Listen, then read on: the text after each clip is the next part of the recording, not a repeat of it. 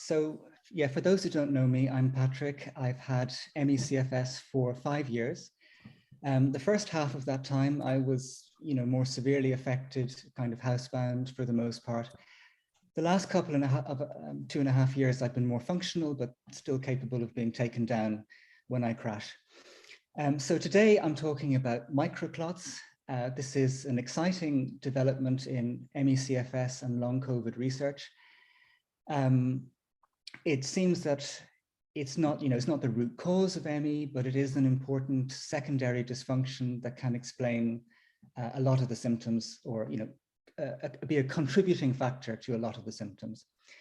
So I'll be talking about what microclots are, how to know if you have them, what kind of symptoms they create, how they get created, what kind of treatments you might think about doing, and how to know if you have them. And then in the second half of the talk, I'll be describing my trip to Germany, where I was for 3.5 months. I went there March the 20th. I just got back to France, where my dad lives, last week. I'll be describing my time there, where I did this treatment called HELP apheresis. And this is a blood washing procedure that has been found early in the pandemic to be helpful for long COVID patients, and then by extension for ME patients. And that finding really kicked off research into microclots. So it was kind of discovered thanks to that treatment. Okay, so what is a microclot? A microclot is a very, very, very small clot. It's microscopic. Normal blood clotting tests will not pick up microclots, but they can be seen under a microscope. Now, the problem is, you see, everyone has microclots, whether you're healthy or whether you have ME/CFS. But the problem is that in ME/CFS, there are loads more microclots than in a healthy person. A rough estimate is that there are about 10 times more microclots in someone with ME/CFS than if you are healthy. So the problem is the quantity. And when you have that many microclots, what they do is they make the blood really thick. So they condense the blood. And when you have thick blood, or the medical term is hypercoagulable blood, it doesn't flow very well. It becomes sort of sludge-like, and the circulation is impacted adversely. Now, the number one impact of this, and this is a kind of key idea, if you understand this, you get the problem. So if you measure the amount of oxygen in the blood of someone with ME/CFS, so-called oxygen saturation, it will usually be normal in most circumstances.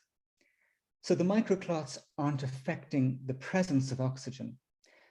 But what they are doing, because there's so many of them, is they interfere with the transfer of that oxygen from the blood into every other part of the body. So they interfere with it getting into your muscles, the oxygen, they interfere with it getting into your brain, they interfere with it getting into your organs. So the key problem is not one of the presence of oxygen in the blood, but the transfer of that oxygen to everywhere else. And some people can be affected really badly with this transfer. There are ways of measuring that, which are quite complex, and it will vary from person to person. Some people, it will just be a minor reduction in transfer, and some people it will be really extreme, maybe 25% less oxygen transfer than should actually be happening. And that creates, a bit of a physiological disaster. It creates something called tissue hypoxia. So your tissues in your body are actually starving of oxygen. And this can, create a lot of unpleasant symptoms. So if we think about that, what kind of symptoms can microclots create? Well, the most obvious one is they directly contribute to exercise intolerance. So when you have a problem with the oxygen transfer, your muscles aren't getting the oxygen, so you try and go for a walk, and you reach your anaerobic threshold really quickly. And then the lactic acid is created and you crash. That doesn't happen for a normal person. So exercise intolerance, it's a contributing factor. It's not the only thing. It contributes to lack of recovery from post-exertional malaise. It contributes to brain fog. The brain is a really oxygen dependent organ. It's, really is one of the most oxygen intensive organs in the body. And so you have brain fog, you can have personality changes. Those can be explained from the microclotting. The sensation of air hunger is a very typical ME/CFS symptom, the feeling that you're not getting oxygen into your muscles, into different parts of your body. That can be explained by it. Breathlessness upon exertion can be explained by microclotting, at least one reason for it, because the heart is having to work harder. Pressure in your chest can be explained by it, because it just is putting extra strain on your lungs. So all of these symptoms can be, at least in part, explained by microclotting. It can even have an effect on your gut. When you have this lack of oxygen transfer, it can contribute to leaky gut and problems on that front as well. So there's a lot of things that microclotting can explain. Now, how do these clots come about? Why do they get created? Well, it's the illness itself that actually creates them. So they are a secondary result of the illness. What do I mean by that? ME/CFS is quite an inflammatory condition at times. When you crash, when you experience post-exertional malaise, this is an inflammatory state. And at the exact same time that you crash, the body upregulates clotting pathways. And so it will create the microclots during a crash. And over time, if you crash a lot, more and more microclots get created. The blood gets more and more condensed. The oxygen transfer gets worse, and suddenly you're in this vicious cycle. So crashing will create the clots. Nervous system dysregulation, being very, in flight or fight, being very stressed, will create the clots, also upregulating the clotting pathways. If you get an infection or if you have a bad reaction to something, like a vaccine, that can create the clotting as well. So all these kind of assaults on the body, internal or external, can contribute to creating the clots. Now, how do you know if you have microclotting? Well, you might say, well, look, Patrick, is there any easy test that I can do to know if this applies to me? Not in a GP near you anytime soon, most likely. If you want, there is a research center in South Africa that you can fly out to and get a test done. They're working on it out there. But there's no test specifically for this that's available at the moment. It is being developed. The easiest way to know if this problem applies to you is to look at the color of your blood. Now that might seem like an odd statement. Blood is a kind of maroon burgundy red normally. But when you have a lot of microclots, it changes color.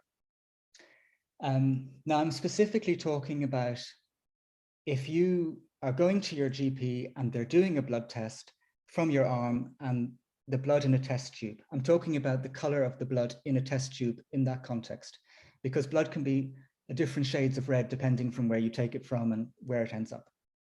So I'm talking about that context. The more microclots you have in your blood, the darker your blood will be. So it could be dark purple, or if you're a really extreme case, if you have many microclots, your blood could actually become essentially black. And I'll be showing you a picture in that regard later. So that's the key way, is the color of your blood. And the reason why it becomes darker is because of what I said at the beginning.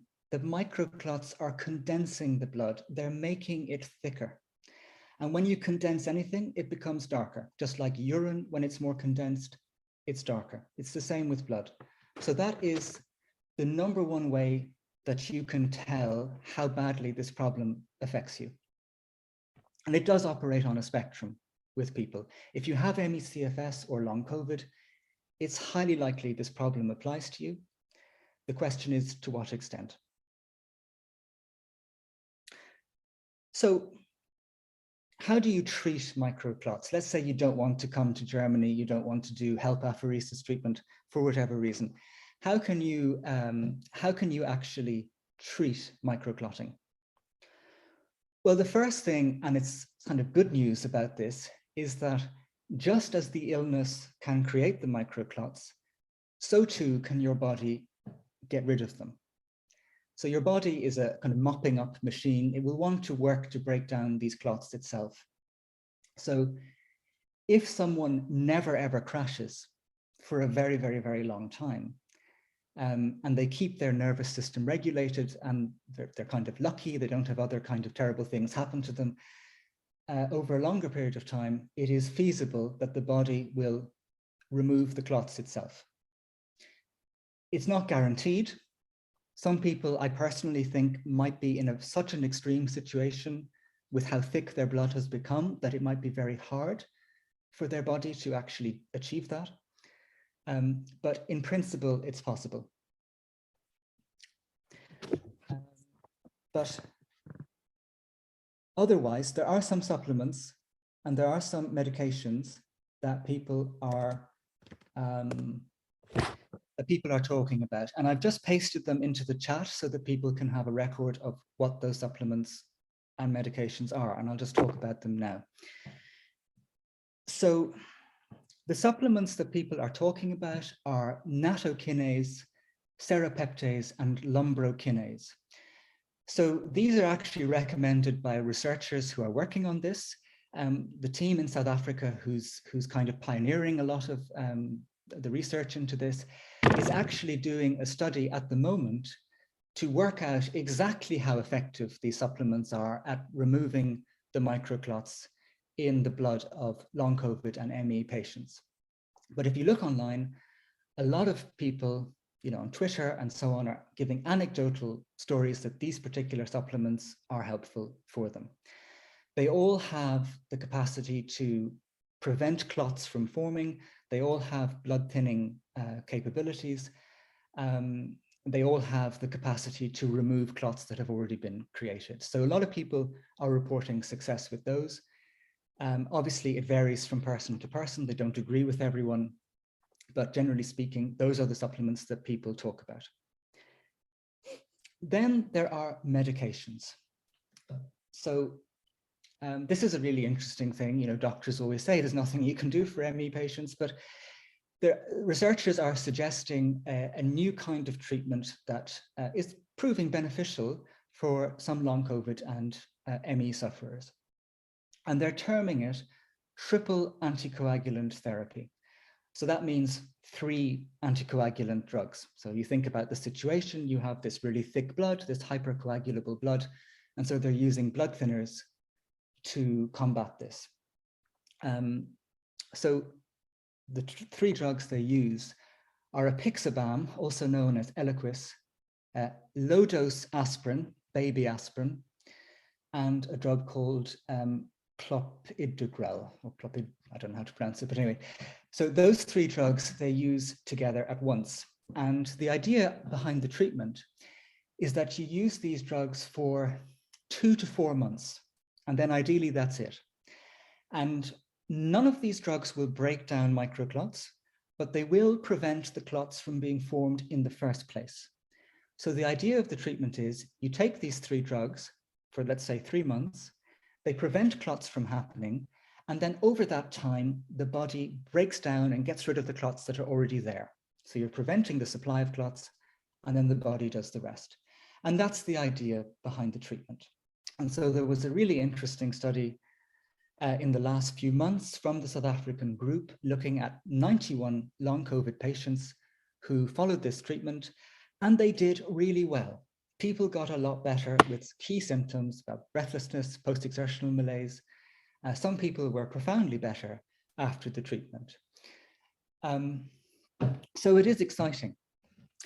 But on the other hand, and it is a big but, anticoagulant drugs can be very dangerous. And this is not something to self-medicate with. They cause bleeding in the stomach, they can cause bleeding in the brain, and people can be unlucky. And in fact, in that particular study of 91 patients, one of the patients was hospitalized due to bleeding. Now, one of them was hospitalized due to bleeding, but they were fine, but I'm just pointing it out as a risk.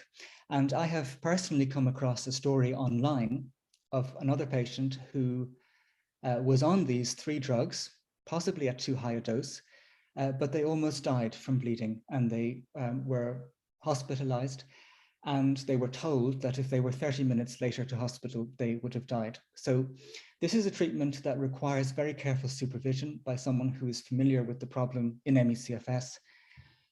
So unfortunately, that's not a lot of doctors, but in any event, I do mention it to you for your information. Okay, so back in mid-March, I headed out to a town called Bayreuth, which is in Bavaria. You'd say Bayreuth if you were saying it in a kind of English way.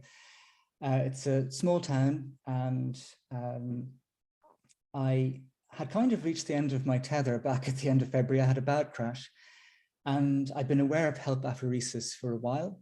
So I'd written to all of these clinics in Germany saying, do you have a space? And the one in Bayreuth wrote back and said, we can give you an appointment at the end of March. So I said yes, and then had to deal with the consequences. So I headed out to Germany on my own, which was a scary proposition, but I went for it. And yeah, so I had 7 treatments altogether, and I will now show you, I'll just share the screen. All right, so here I am getting the first treatment, making it look like I'm enjoying it a little more than I was. I was very anxious before it. So this is a procedure that happens in dialysis centers in Germany in particular.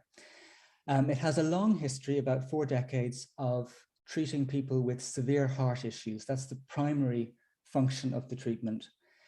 And as you can see, it's a blood washing procedure.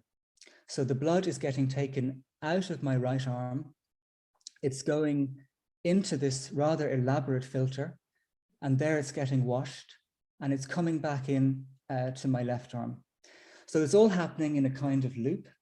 There's a small cup of blood outside of your body at any one time, about 200 milliliters worth. And it's going into this filter. So HELP apheresis, what does the HELP stand for? It doesn't stand for help as in help me please. It stands for Heparin Extracorporeal Lipoprotein / fibrinogen precipitation. So what is it doing? The active ingredient is heparin. Now, some of you will have heard of heparin before. It's a blood thinning medication. So it's using heparin extracorporeally outside of the body to precipitate, take out lipoprotein, that's cholesterol, and fibrinogen, that's a clotting agent. So it's a procedure that is powerfully thinning the blood using heparin. Now you might say, well, why not just take heparin? Why do this procedure? And the answer to that is that this uses an enormous amount of heparin, much, much more than you would ever take on a daily basis. So if you're taking heparin as a medication, you would take about 20,000 units per day. This machine or this filter uses 400,000 units of heparin. So it's 20 times more than the standard daily dose. And that's why it's so powerful. That's why it can so dramatically, counteract thick blood, hypercoagulable blood. And it's very effective at doing that. Now, one study showed that just one treatment of HELP apheresis can improve the microcirculation by 20%. So it's a really powerful treatment. Now, you might reasonably wonder, if it's that much heparin that's being used, is that not going to cause bleeding? Is that not going to be very dangerous for you? And the answer to that is no, because all of the heparin stays outside of your body. It never comes into your body. It is reabsorbed by the filter. And so the only time your blood is coming into contact with the heparin is in the filter. And that's why the treatment is safe. And actually, it has a very good safety record. One of the things the doctor told me is, if you compare this treatment to dialysis, for example, it is actually considered significantly safer than dialysis. And a lot of people, are taking that every week.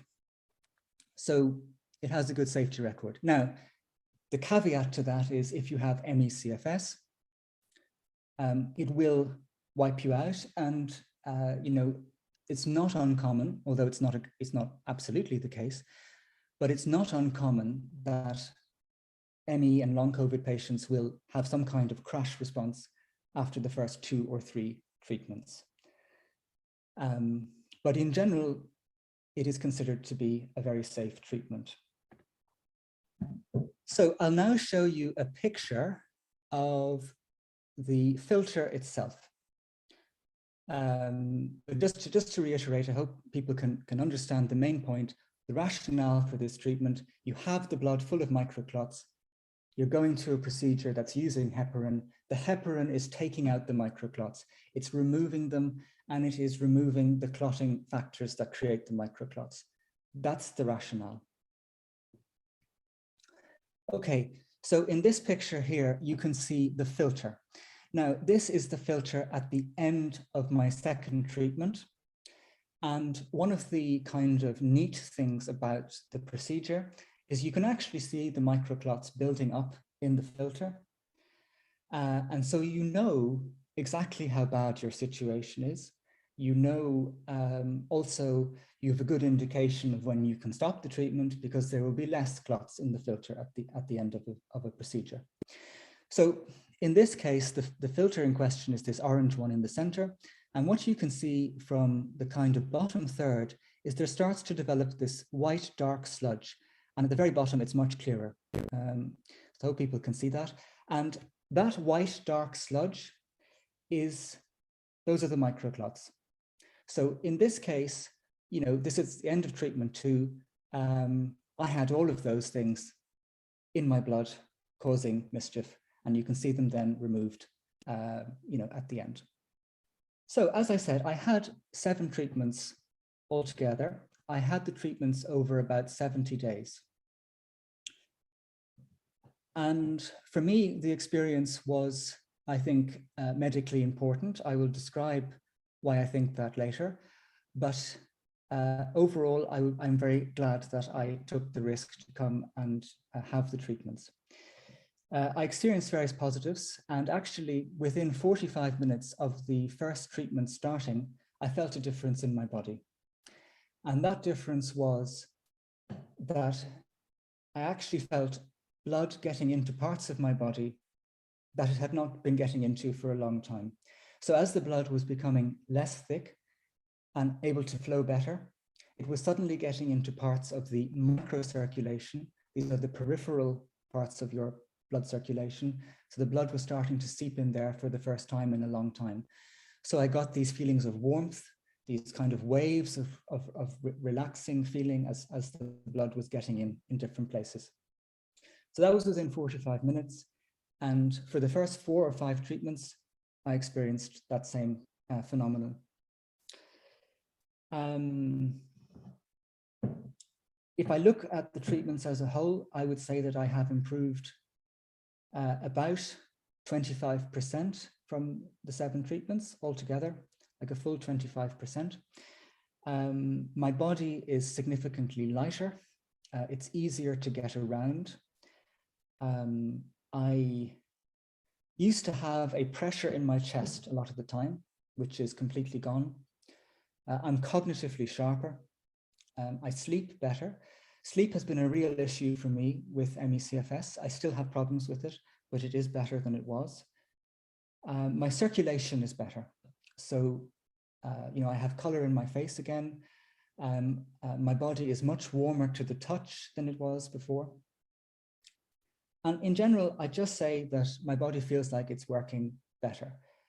One of the nicest improvements for me was before doing the apheresis treatments, whenever I stood up, I used to get high blood pressure only when standing. And this is something that can happen to some ME patients. Some people, their blood pressure goes down. Some people, it goes up. Mine used to go up.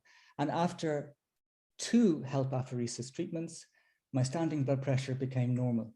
So before that, it would be 140/90, 142/95 when standing. And after the apheresis treatments, it became normal.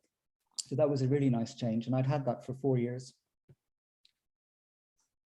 In terms of side effects from the treatment, I did crash from the first couple, and I really had to rest. And I cannot emphasize enough the need to rest with this treatment. A good 2 or 3 days after a treatment, you need to set them aside and just take it easy. But in general, I didn't have any, bad kind of reaction. Some people can experience, they can get hematomas if their blood vessels burst from the needles. The needles are a bit bigger than normal needles. For me, I had no issues with getting the needles in. My veins on my left were not so good. So after a certain point, they decided only to use the veins on my right, but they got them in well each time. Sometimes people have allergic reactions to the treatment. It's very rare, but it does happen.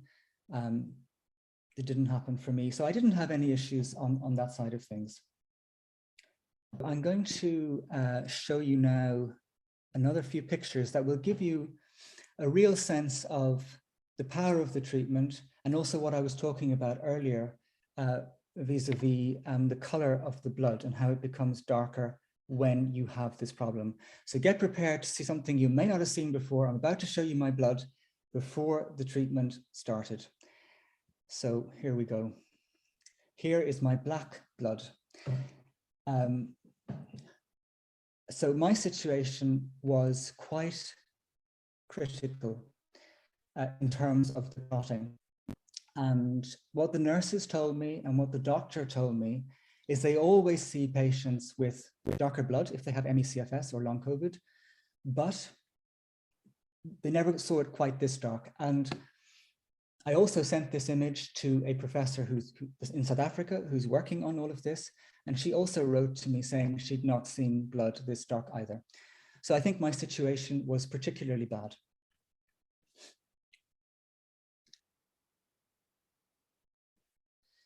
In contrast, I'll now show you my blood at the end of the treatment. This is literally in the last few minutes before the final treatment was over. So have a snapshot of this one in your mind, and then we switch to how it is now. So there it is at the end. It is now a normal maroon burgundy red. So before and after. And not only was this, an amazing indication of what the treatment did for me, but I can also say that at the beginning of the treatment, the nurse told me that they had to use 1.5 liters of saline, infusing that into my blood in order to help it flow through the machine because it was so thick. By the end of the treatment, they didn't need to do this at all. My blood was flowing normally itself. So there were 2 really, amazing changes over the course of the time. The color and the thickness, it went right back down to flowing at a normal rate. The machine was really happy with me. Initially it would kind of beep away in the first few treatments because, it was finding my blood troublesome. It was too thick. But by the end, it was delighted with my blood because it was flowing really well. Similarly, prepare for another little shock. So these were my fingernails before treatment. So they're also very dark. And this is another way that you can tell if you have microclotting is how dark are your fingernails. So again, my situation probably at the more extreme end, but it's very common that your fingernails will look darker because your blood is darker.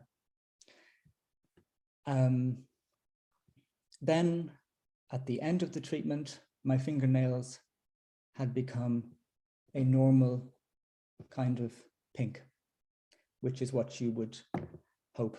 So these are visible signs of, how to know where you're at in the course of the treatment, but also how to know if you have the problem. And I personally think that once your blood is a normal color, if you are doing this treatment, that's the end point. All is good. You've gone as far as you can.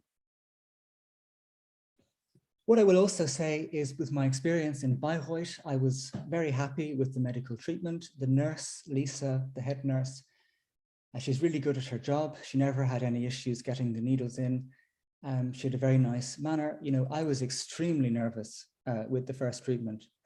I think anyone with ME/CFS would be nervous about such a kind of, we don't tend to do invasive medical treatments, and we don't tend to cope very well with them. So, I was very nervous about it, and both the nurse and the doctor were very reassuring and kind to me. That the doctor even came in, because with the first treatment, within 5 minutes of me seeing that my blood going out of me, I was begging them to stop, right? And the nurse, the doctor came in and he said, this is much safer than dialysis. Don't worry. There are sheikhs in the Middle East who have their own private HELP apheresis machines, and they do this once a week, which I thought, it's amazing what people do for fun, but there you go. So, I was really impressed with it. And the other thing to say about it is, it's one of the first times in my life that I have experienced conventional medical doctors taking you seriously. And, nowhere's perfect for ME/CFS patients, but Germany is certainly leading the way for people.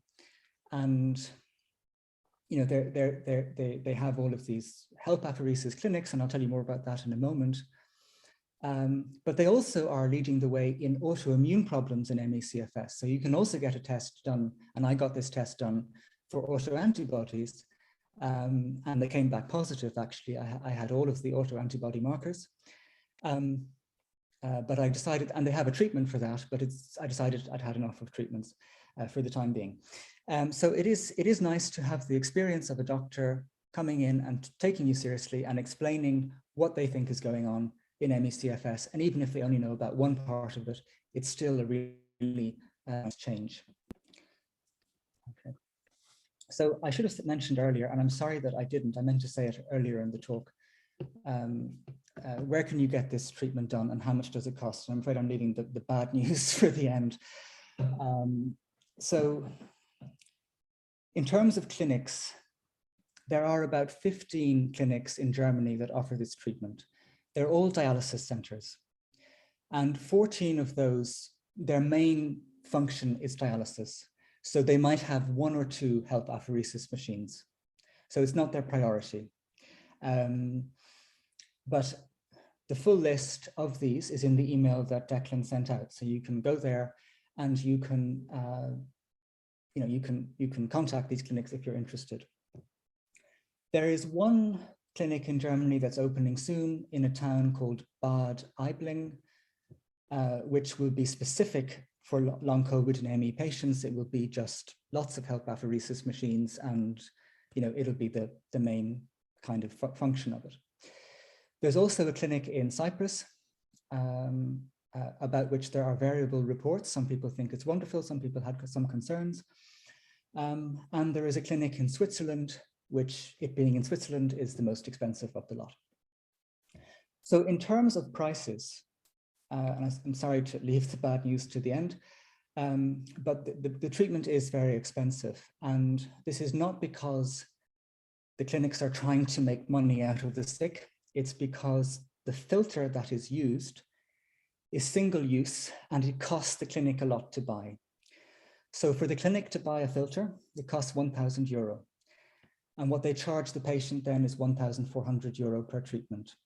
So when you factor in that a nurse is looking after you for 3 to 4 hours, and you have the doctor coming in for a consultation and so on, they're only really covering their professional costs. Now, some of the other clinics, like Switzerland, charges €2,000 per treatment, so they're making a profit there. But that, unfortunately, is the way it is. You'd wish it otherwise. Insurance won't cover this. In an ideal world, it would be covered through state systems, like other chronic health conditions are looked after. But I think that given how many people suffer from ME and long COVID, governments might be hesitant to take it on. So that, I think, is everything that I have to say about my experience with the treatment and about microclotting. My email is in the message that Declan sent out. So if anyone is thinking of doing these treatments, they are welcome to contact me with any questions. Anyway, thank you very much.